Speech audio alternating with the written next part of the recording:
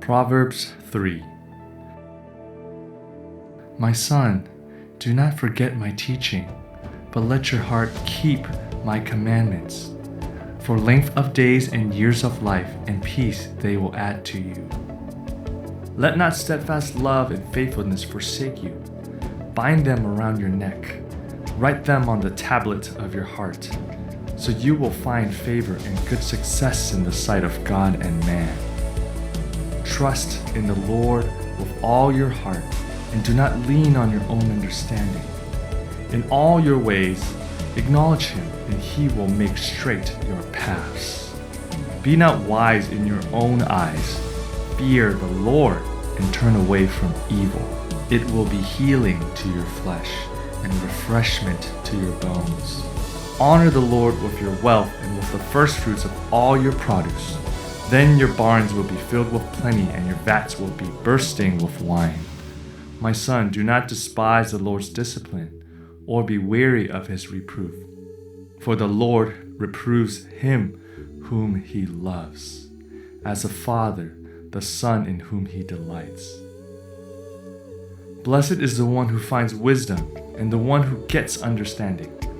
For the gain from her is better than gain from silver, and her profit better than gold. She is more precious than jewels, and nothing you desire can compare with her. Long life is in her right hand, and in her left hand are riches and honor. Her ways are ways of pleasantness, and all her paths are peace. She is a tree of life to those who lay hold of her. Those who hold her fast are called blessed. The Lord by wisdom founded the earth. By understanding he established the heavens. By his knowledge the deeps broke open, and the clouds dropped down the dew. My son, do not lose sight of these.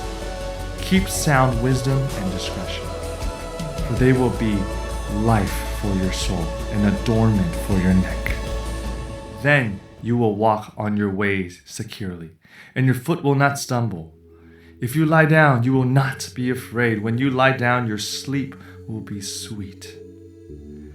Do not be afraid of sudden terror, or of the ruin of the wicked when it comes, for the Lord will be your confidence and will keep your foot from being caught. Do not withhold good from those whom it is due, when it is in your power to do it. Do not say to your neighbor, "Go and come again. Tomorrow I will give it," when you have it with you. Do not plan evil against your neighbor who dwells trustingly beside you. Do not contend with a man for no reason when he has done you no harm. Do not envy a man of violence, and do not choose any of his ways. For the devious person is an abomination to the Lord, but the upright are in his confidence. The Lord's curse is on the house of the wicked, but he blesses the dwelling of the righteous. Towards the scorners he is scornful, but to the humble he gives favor. The wise will inherit honor, but fools get disgrace.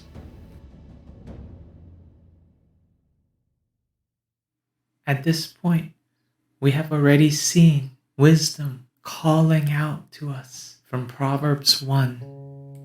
And let's say we receive wisdom, and now we call out and seek wisdom in return. What then? Well, this mutual calling out for each other is not a one-time event. Proverbs 3, verse 1.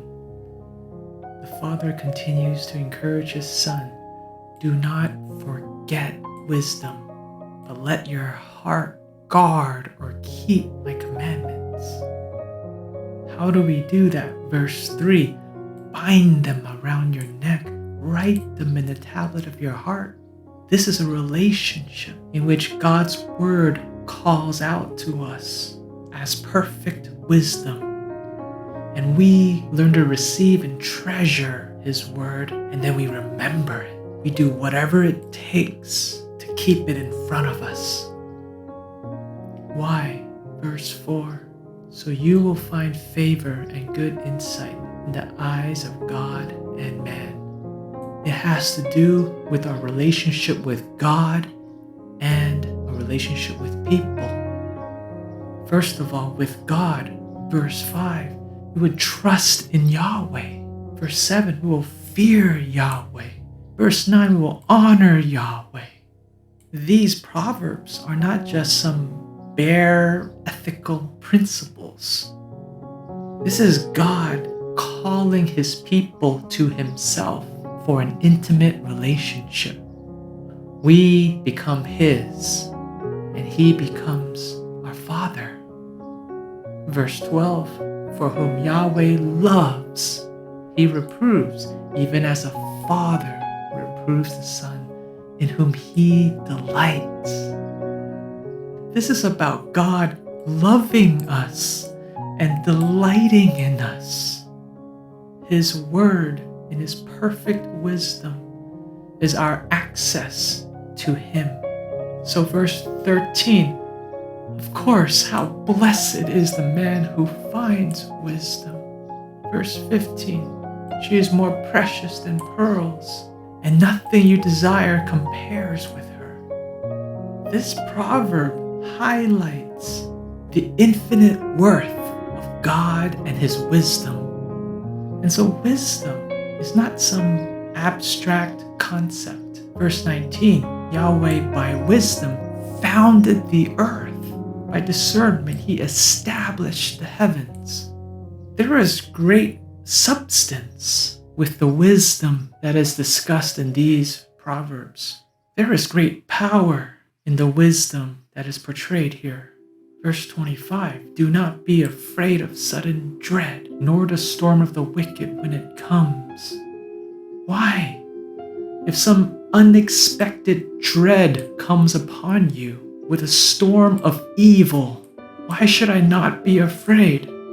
Because verse 26, for Yahweh will be your confidence and will keep your foot from being caught.